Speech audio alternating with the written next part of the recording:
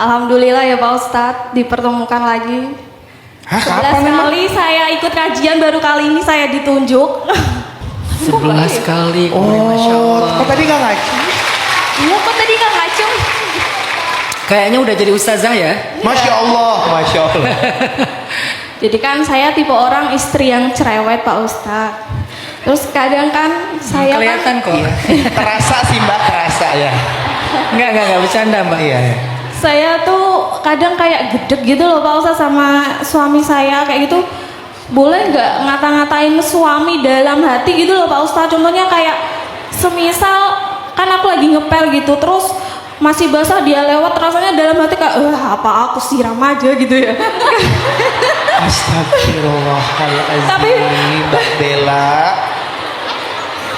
Tapi nggak aku ucapin gitu loh Pak Ustadz. Jadi kayak unek-unek, tapi kadang aku ungkapin gitu Pak Ustadz. Terus aku disuruh tanya, coba kamu ikut kajian Pak Ustadz, kamu tanya dosa nggak kayak gitu. Terima kasih Pak Ustadz. Dosa. Sayyidah Fatimah adalah perempuan yang sangat baik kepada suami. Tapi pernah Sayyidah Fatimah merasa kayak beberapa kali ribut sama Ali. Sehingga Ali itu kalau lagi dimarahin Fatimah, Ali suka pergi ke masjid dan tidur di tanah. Karena masjid waktu itu kan tidak ada lantai keramik ya. Jadi dia tanah aja, sehingga Ali tidur di tanah. Pas bangun-bangun tuh kepala Ali tuh udah banyak tanah, banyak debu gitu. Maka gara-gara itu Ali punya julukan dari Rasulullah namanya Abu Turab, bapak tanah, bapak debu. Jadi kalau Ali lagi punya masalah dengan Fatimah, biasanya Nabi tahu kepala Ali itu banyak debu, berarti dia semalam tidur di masjid. Sehingga Nabi manggil Ali, ya Abu Turab, wahai bapak tanah, ada apa dengan anak saya? Enggak ya Rasulullah, Fatimah baik-baik aja ya Rasulullah. Ali nggak mau menjelek-jelekan atau membuka aib keluarganya, bahkan kepada mertuanya yang solih seperti Rasulullah. Tapi Nabi kan mertua yang baik ya, yang support system banget ya buat menantunya, buat anaknya. Sehingga Nabi bilang gini kepada Fatimah, Fatimah, coba Fatimah belajar kepada Asma, karena Asma itu ahli surga. Padahal kan Fatimah juga ahli surga kan? Tapi disuruh belajar kepada Asma. Coba Fatimah belajar kepada Asma. Asma itu ahli surga. Asma siapa? Asma bintu Umais. Asma bintu Umais ini perempuan yang hebat sekali. Tapi Fatimah pasti lebih hebat. Cuman kali ini Nabi nyuruh Fatimah belajar kepada Asma. Berangkatlah Fatimah dengan penasaran ke rumah Asma. Kenapa Nabi nyuruh saya belajar kepada Asma? Ada ilmu apa yang dimiliki Asma yang saya nggak punya gitu kan? Sampai di rumah Asma, Fatimah bilang, ya Asma, ajarkan aku sesuatu yang menjadikan kamu, kata Nabi, adalah ahli surga. Asma menangis karena terharu. Masya Allah, wahai Fatimah, harusnya saya yang belajar sama Fatimah. Fatimah kalau butuh apa-apa panggil aja, biar saya yang datang ke rumah Fatimah. Jangan Fatimah yang datang ke rumah saya. Gak pantas seorang Fatimah datang ke rumah Asma. Fatimah, gak ada apa-apa yang saya miliki untuk diajarkan kepadamu.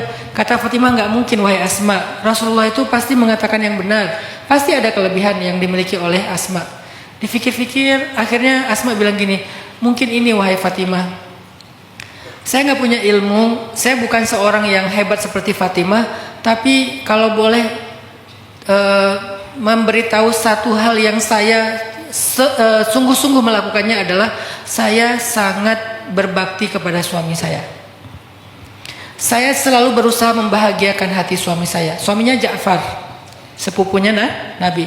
Saya selalu berusaha membahagiakan suami saya Ja'far. Ketika dia pulang, saya akan menunggu dia dengan berdandan yang terbaik, sehingga dia melihat saya dengan dandanan yang terbaik. Dia bahagia. Ketika dia sampai di rumah, saya masak dia makanan yang terbaik, dia makan, saya tungguin dia makan.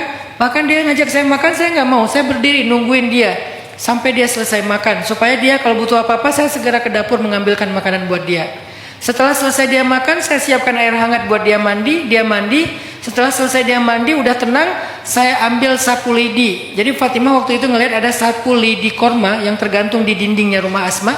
Saya ambil sapu lidi itu, saya berikan kepada Ja'far sambil saya katakan, ya Ja'far, kalau hari ini ada kesalahan aku, ada hal yang menjadi hakmu yang belum aku tunaikan dan kamu belum nyaman, pukul aku dengan sapu lidi ini wahai Ja'far.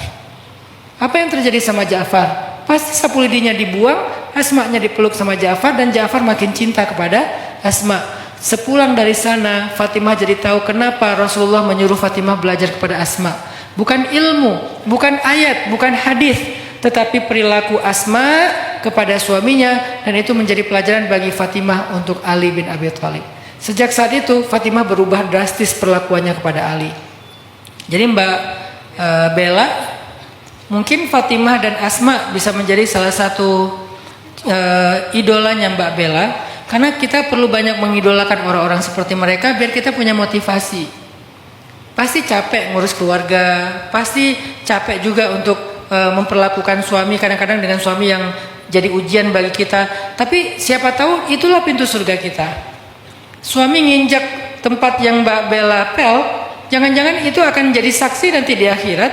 Dia bersaksi, ya Allah, aku lagi bersih diinjak sama suami, akhirnya aku jadi kotor lagi, tapi aku jadi perempuan ini sabar, dia ngepel lagi, dia tidak mengeluh. Ya Allah, dengan kesabarannya berikanlah dia kebaikan sehingga Allah ridho. Kita nggak pernah tahu.